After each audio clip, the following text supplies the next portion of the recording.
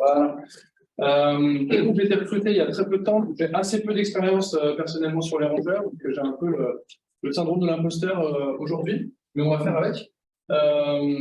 Et donc, on s'est posé la question de savoir comment on estime la maturité sexuelle des rongeurs quand on les attrape dans la nature. Et je vous avoue que jamais je pensais que je me poserais cette question un jour. Mais le fait est qu'on se la pose parce que c'est important dans certains cas, parce que je vais essayer de vous montrer maintenant. Si les diapos veulent bien défiler. Yes. Donc en fait, tout a commencé dans le cadre du projet Bureau-10. Le projet Bureau-10, c'est en gros un projet européen dans lequel on essaie de comprendre pourquoi est-ce qu'il y a cette fenêtre qui s'affiche. C'est quoi Oh my god. Comment on enlève ce truc? Escape. Ah non, il y a une petite croix. Voilà, merci. Donc le projet Bureau 10, en gros, consiste à essayer de comprendre le lien entre la biodiversité et la circulation des zoonoses. Et donc, pour essayer de comprendre ça, ce qu'on a fait, c'est qu'on a échantillonné donc, des rongeurs par des micro-mammifères sauvages dans la nature. Et on a essayé de détecter les maladies qu'ils pouvaient comporter, donc à chaque fois dans les poumons, dans les reins, dans le digestif. On a vraiment regardé tout ce qu'on a pu, dans le sang bien sûr. Et ensuite, on a pris tout l'ensemble de ces données pour faire en gros un gros modèle épidémiologique. Et donc, parmi les paramètres qui sont importants à donner dans ce modèle épidémiologique, il y a la maturité sexuelle. Pourquoi c'est important la maturité sexuelle? Parce que ça peut influencer la transmission des zoonoses, mais également parce que ça peut influencer la distribution des zoonoses dans le paysage. Donc c'est important de connaître la maturité sexuelle des rongeurs. Donc le projet Bureau 10, on a échantillonné plus de 4200 rongeurs dans 5 pays européens. Et là, vous voyez la liste de toutes les espèces que l'on a échantillonnées, donc qui est assez conséquente. Il y a en gros des crocodiliens et des rongeurs. Enfin, tu me corriges, Marie, si je dis des bêtises, parce que c'est Marie qui connaît encore plus ce et donc, je me suis posé cette question de comment est-ce qu'on fait pour estimer la maturité sexuelle des rongeurs. Parce qu'en gros, il faut que quelqu'un en gros, gère le jeu de données, et donc ça, cette responsabilité m'a incombé. Et donc, on m'a dit, bah, c'est simple, il y a des bases de données. Tu vas voir dans une base de données, par exemple, on dit, bah, Myodes glaeolus, bah, c'est pas compliqué, c'est la seule maturité, un myodes qui fait 20 grammes est un myodes qui est sexuellement mature. Et voilà, fin de l'histoire, on remplit les cannes et puis on s'en va. Alors j'ai trouvé ça intéressant que finalement, pile à 20 grammes, un rongeur devient automatiquement mature sexuellement. Et ouais, je me suis dit quand même, je vais faire une petite ANOVA. Et sur le poids de mes individus, etc. Et je me suis rendu compte qu'en fait, le poids des individus, eh ben, il va changer en fonction du genre. Donc, si c'est un mâle ou une femelle, il ne va pas peser le même poids, mais aussi du pays dans lequel on va l'échantillonner et de la période, c'est-à-dire c'est un truc de saison fois année à laquelle on l'a échantillonné. Donc, en gros, je me suis dit, oula, 20 grammes, ça risque d'être un petit peu arbitraire. Et quand je regarde en fait donc le poids moyen des femelles et des mâles, donc matures que j'ai considéré plus tard comme matures, vous voyez que donc peut-être c'est écrit trop petit, mais en gros, les femelles matures en moyenne elles peuvent peser 17 grammes ou 25 grammes. Et pareil pour les mâles. Donc et ça c'est juste chez Myodes. Et ça on va avoir pour chaque espèce des variabilités comme ça hyper importantes. Donc quand je vois la valeur de 20 grammes, bon bah si vraiment on a envie d'estimer la maturité sexuelle de nos individus, si vraiment c'est important dans le modèle, vraiment on ne peut pas utiliser une base de données, enfin c'est mon point de vue. En tout cas, je n'étais pas à l'aise avec cette idée.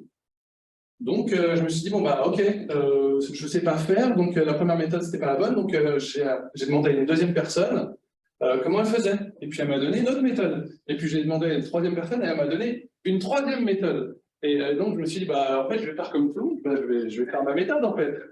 Donc c'est exactement ce que j'ai fait. Donc en gros les données c'est ça.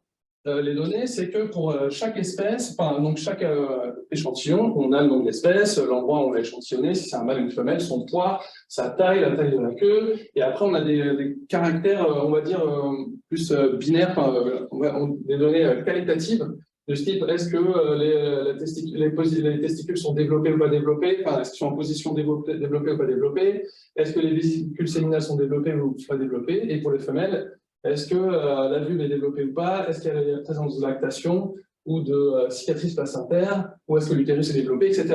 Et donc on a des catégories. Et je me suis dit, en fait, comme moi j'y connais rien en rongeur, je vous l'avoue, je me suis dit, bon bah ok, là, on en a discuté quand même, je suis quand même pas tout seul, les mecs qui disent ça. On s'est dit, bon bah ok, on va faire une règle, on va faire même 2 règles. La première règle, c'est un peu comme Fight Club, mais voilà, c'est le club des matures, quoi.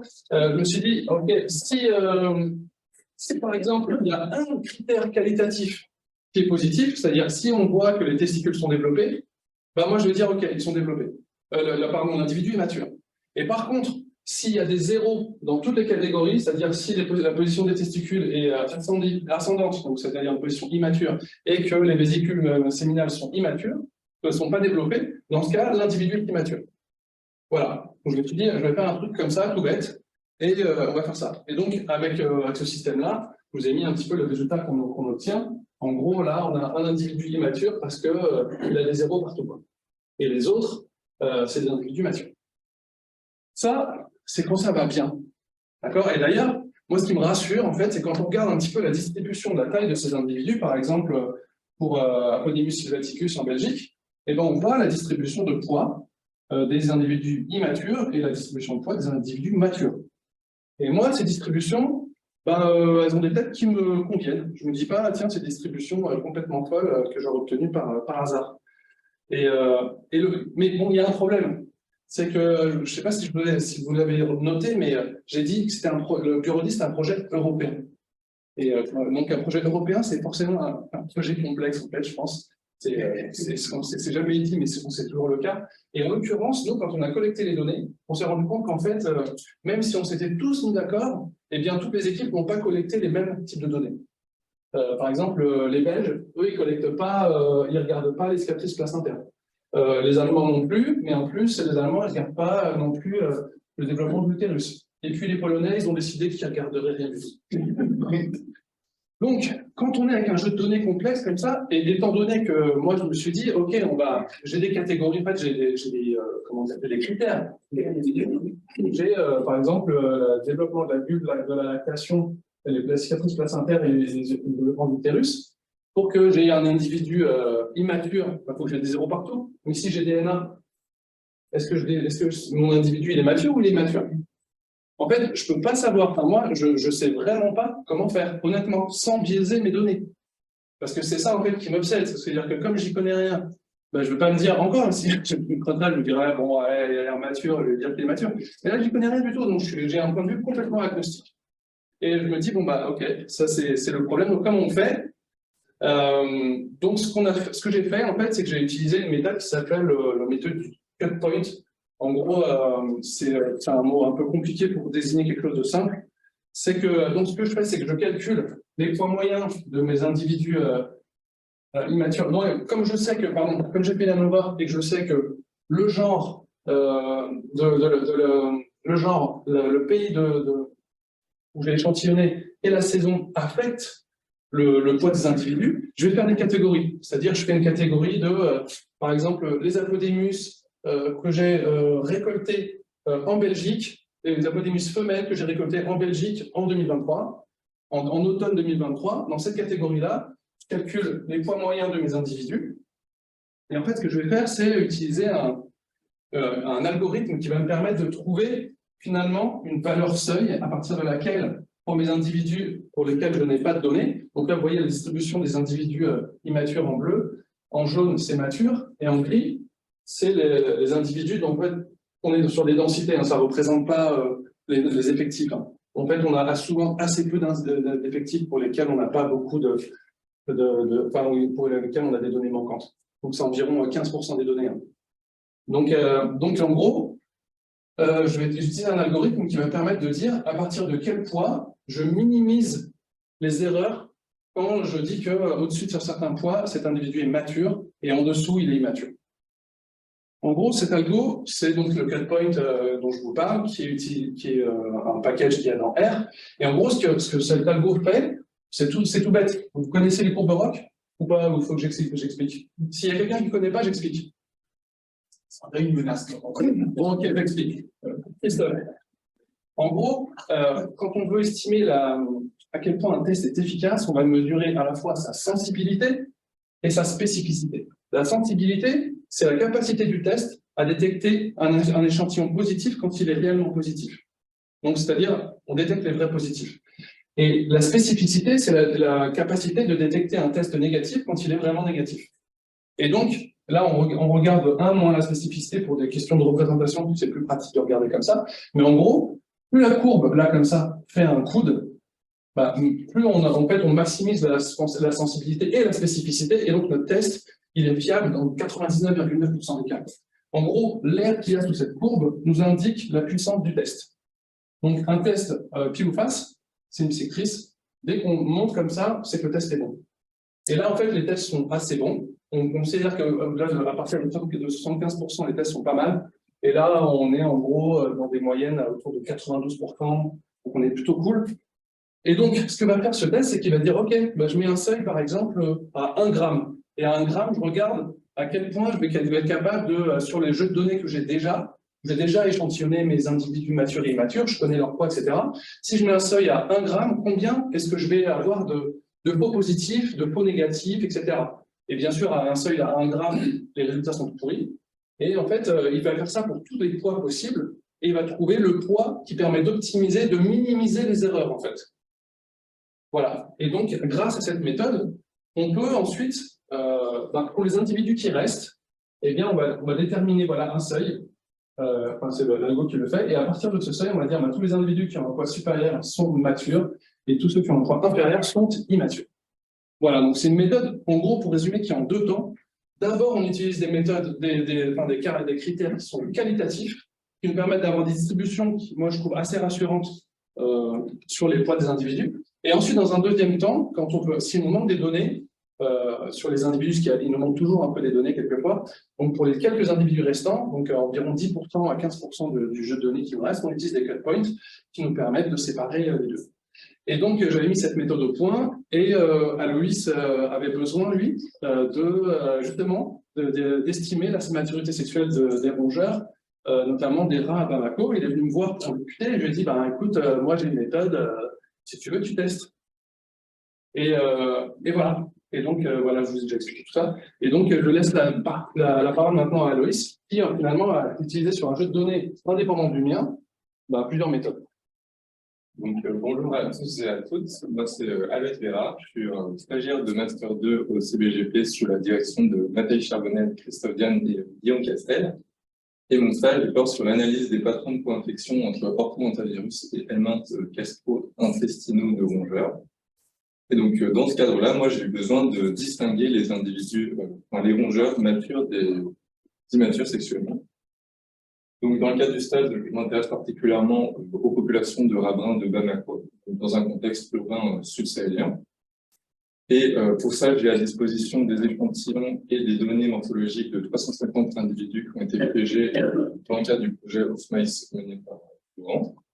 Et donc, voilà à quoi ressemblent les données morphologiques. On a, comme a pu montrer Romain, des variables sexuelles de type binaire, développement, caractère développé et non développé.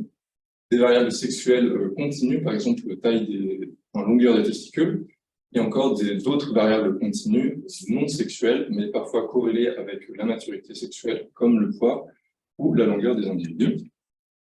Et donc, moi, comme j'avais besoin de caractériser la maturité des individus, j'en ai parlé autour de moi, et on m'a proposé 2 méthodes. Donc, la première méthode qui m'a été proposée par Romain, qui vous a été présentée juste avant, donc, première étape de déterminer a priori la maturité en fonction des variables sexuelles binaires. Et deuxième étape, déterminer valeur seuil pour une variable continue, en se basant donc sur les distributions pour la variable continue des classes matures et immatures déterminées précédemment. Et donc cette valeur seuil qui sert uniquement à déterminer les individus qui ont pas été déterminés pour la première étape. La deuxième méthode, c'est la méthode proposée par Laurent, qui consiste en déterminant un seuil pour une valeur continue, divisé en classes, et pour laquelle on détermine le seuil classe comme la classe pour laquelle au moins 50% des individus ont un caractère sexuel donné développé. donc une variable binaire. Donc j'essaie d'appliquer ces méthodes afin un peu de les comparer, et ici je vais vous montrer pour un peu exemplifier voilà, les deux méthodes. Donc la méthode de Romain, la première étape de détermination en fonction des variables binaires, elle nous donne ça, ces classes d'individus, donc 223 matures, 109 immatures et seulement 18 indéterminés qui vont donc être déterminés avec une table de seuil. Et donc en servant de ces classes-là, on peut dresser des distributions en fonction des variables continues. Ici, avec le poids, on voit ici en rouge la distribution de poids pour les immatures, en vert pour les matures et en bleu pour les individus. Et on peut faire la même chose donc avec d'autres variables continues. On a essayé avec la longueur des testicules, et on voit dans ce cas-là que la distribution, enfin en tout cas graphiquement, la distribution de la longueur testiculaire pour les individus matures et immatures, bah, elle est très jolie, quoi. Je sais pas si on peut. Maintenant, donc la deuxième étape, c'est ce qu'a expliqué Romain, le choix d'un seuil basé sur la courbe de Roch, donc diviser en essayant de ségréger au mieux les distributions, afin de prendre voilà, un seuil pour la variable continue, et on obtient donc des seuils de variables continues qui servent à déterminer les individus indéterminés. Donc maintenant, l'application de la méthode proposée par Laurent, qui, je le rappelle, consiste en la division en classes d'une variable continue. Ici, j'ai choisi le poids, qui était divisé en classes de 15 grammes. Et donc, on voit ici en ordonnée, c'est le pourcentage d'individus par classe qui ont un caractère sexuel donné développé. Ici, par exemple, le développement des testicules ou des vésicules séminales. Ce qui fait que, comme nous, on prend un seuil de pourcentage de 50%, comme on a plusieurs variables sexuelles binaires, testicules, enfin, développement des testicules, développement des vésicules séminales, on va avoir plusieurs classes seuils. Et donc, une fois qu'on a ces différentes classes seuils, il y a plusieurs manières de faire. Ici, j'ai choisi de prendre le milieu de chacune des classes seuils et de réaliser la moyenne de ces milieux pour obtenir une seule valeur seuil pour la variable continue pour 1. Okay. Voilà. Okay. It just also I'm not sure if Sai is aware of that, but we are going to organize again the Wi-Fi International Congress. So it will be next year on the NRI. C'est Diego, c'est Diego, je crois que c'est le bureau des nains. C'est Diego qui ne se rend pas compte qu'il n'avait pas éteint son micro, je pense. Ah, il s'est rendu compte. Diego? Et toi?